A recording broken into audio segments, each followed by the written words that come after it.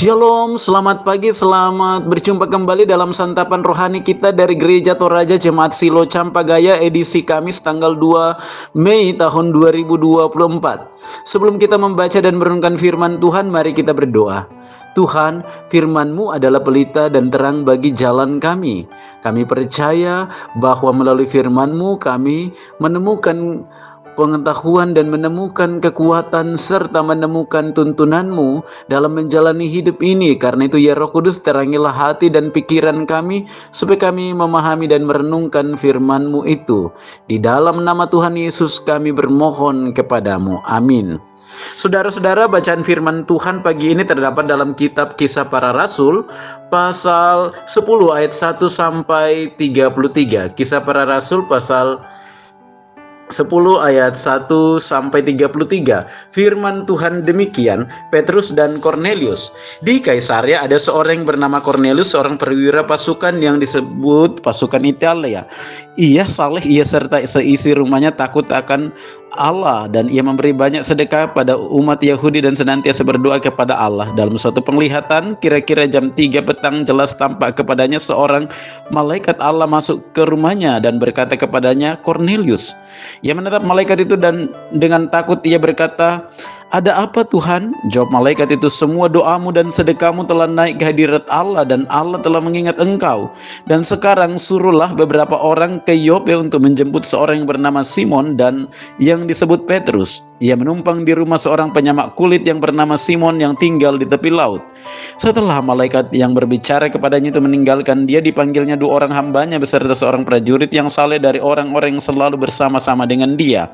Dan sesudah ia menjelaskan segala sesuatu kepada mereka, ia menyuruh mereka ke Yope. Keesokan harinya ketika ketiga orang itu berada dalam perjalanan dan sudah dekat ke kota Yope, kira-kira pukul 12 tengah hari, naiklah Petrus ke atas rumah untuk berdoa. Ia merasa lapar dan ingin makan, tetapi sementara makanan disediakan, tiba-tiba rohnya diliputi kuasa ilahi. Tampak olehnya langit terbuka dan turunlah suatu benda berbentuk kain lebar yang bergantung pada keempat sudutnya yang diturunkan ke tanah. Di dalamnya terdapat berbagai jenis binatang berkaki 4, binatang menjalar dan burung. Kedengaranlah oleh suatu suara yang berkata, "Bangunlah hai Petrus, sembelihlah dan makanlah." Tetapi Petrus menjawab, "Tidak Tuhan, tidak, sebab aku belum pernah makan sesuatu yang haram dan yang tidak tahir." Kedengaran pula untuk kedua kalinya suara yang berkata kepadanya, "Apa yang dinyatakan halal oleh Allah tidak boleh engkau nyatakan haram." Hal ini terjadi sampai 3 kali dan segera sesudah itu terangkatlah benda itu ke langit. Petrus bertanya-tanya dalam hatinya, apa kiranya arti penglihatan yang telah dilihatnya itu. Sementara itu telah sampai di muka pintu orang-orang yang disuruh oleh Kornelius dan yang berusaha mengetahui di mana rumah Simon. Mereka memanggil seorang dan bertanya, apakah Simon yang disebut Petrus ada menumpang di rumah itu. Dan ketika Petrus sedang berpikir tentang penglihatan itu, berkatalah roh, "Ada 3 orang mencari engkau. Bangunlah, turunlah ke bawah dan berangkatlah bersama-sama dengan mereka. Jangan bimbang, sebab aku yang menyuruh mereka kemari." Lalu turunlah Petrus ke bawah dan berkata kepada orang-orang itu, "Akulah yang kamu cari. Apakah maksud kedatangan kamu?" Jawab mereka, "Kornelius, seorang perwira yang tulus hati dan takut akan Allah dan yang terkenal baik di antara seluruh bangsa Yahudi, telah menerima pernyataan Allah dengan perantaraan seorang malaikat kudus supaya ia mengundang engkau ke rumahnya dan mendengar apa yang akan kau katakan." Ia mempersilakan mereka untuk bermalam di situ. Keesokan harinya ia bangun dan berangkat bersama-sama dengan mereka dan beberapa saudara dari Yope menyertai dia. Dan pada hari berikutnya sampailah mereka di Kaisarea. Kornelius sedang menantikan mereka dan ia telah memanggil sanak saudaranya dan sahabat-sahabatnya berkumpul. Ketika Petrus masuk, datanglah Kornelius menyambutnya dan sambil tersungkur depan kakinya, ia menyembah Petrus. Tetapi Petrus menegakkan dia, katanya, "Bangunlah, aku hanya manusia saja." Dan sambil bercakap-cakap dengan dia, ia masuk dalam dan mendapati banyak orang sedang berkumpul. Ia berkata kepada mereka, "Kamu tahu betapa kerasnya larangan bagi seorang Yahudi untuk bergaul dengan orang-orang yang bukan Yahudi atau masuk ke rumah mereka.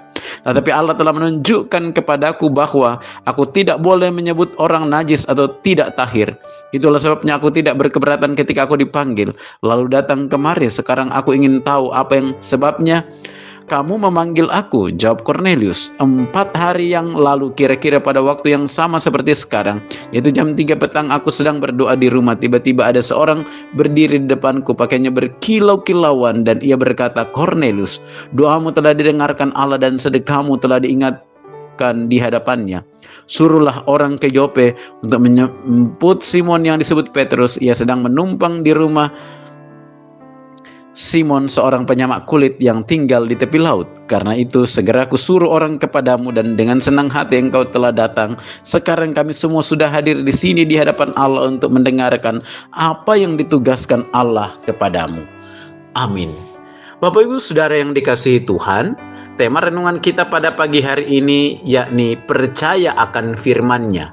Percaya akan firman-Nya. Pada pembacaan kita kemarin, Injil Yohanes menyatakan bahwa barang siapa mengasihi Yesus, ia akan menuruti firman-Nya, dan begitu pun sebaliknya. Cornelius yang adalah orang yang dianggap najis karena ia non-Yahudi justru menerima dan menghidupi permintaan Yesus ini. Dalam ayat yang kedua dijelaskan bahwa Cornelius adalah seorang yang saleh, memberi banyak sedekah dan senantiasa berdoa, bahkan ia dan seisi rumahnya takut akan Allah. Saudara, jika tidak percaya kepada Yesus, maka Cornelius tidak akan digambarkan sebagaimana sosok di atas.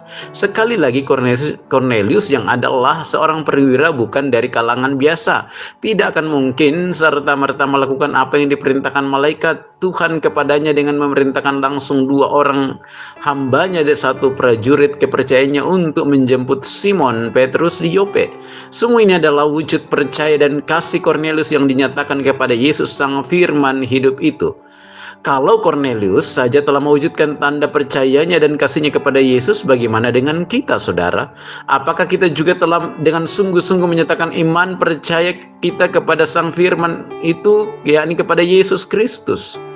Firman Tuhan dari Yakobus 1 ayat 22-23 mengatakan, "Tetapi hendaklah kamu menjadi pelaku firman dan bukan hanya pendengar saja. Sebab jika tidak demikian kamu menipu diri sendiri. Sebab jika seorang hanya mendengar firman saja dan tidak melakukannya, ia adalah seumpama seorang yang sedang mengamat-amati mukanya yang sebenarnya di depan cermin.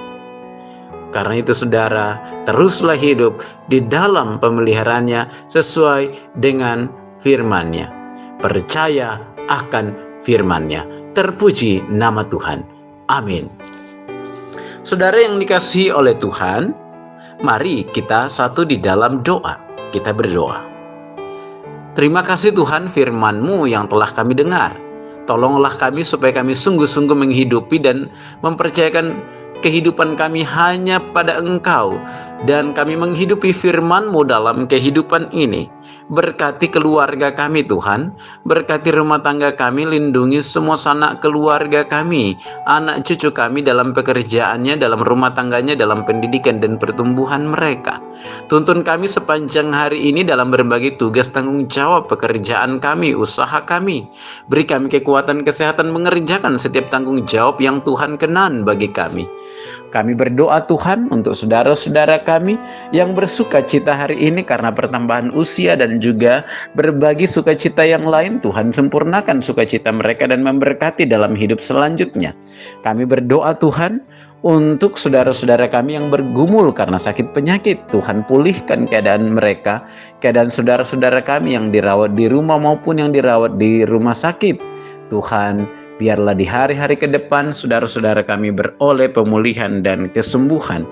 Bapa di sorga, jika kami hari ini mengalami berbagai masalah, tantangan, dan juga pergumulan, bahkan setiap harapan-harapan kami percaya Tuhan, Engkau meneguhkan kami, mengingatkan kami untuk terus percaya kepada Engkau, bahwa Engkau tidak meninggalkan kami, Engkau senantiasa ada bersama-sama dengan kami. Bapa Surgawi, ini doa kami, pengharapan kami, di dalam nama Tuhan Yesus kami datang mengucap syukur dan bermohon kepadamu. Amin.